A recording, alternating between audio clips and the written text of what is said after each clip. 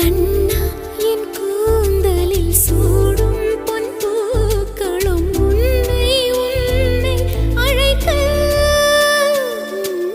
கண்ணே உன் கைவளை மீட்டும் சங்கீதங்கள் என்னை என்னை உடைக்க. கண்களை திறந்து கொண்டு நான் கனவுகள் காணுகிறேன். கண்களை மூடிக்கொண்டு நான் காட்சிகள் தேடுகிறேன். உன் பொன்விரல் தொடுகையிலே நான் பூவாய் மாறுகிறேன். பூமியில் நாம் வாழும் காலம் தோறும் உண்மையில் என் ஜீவன்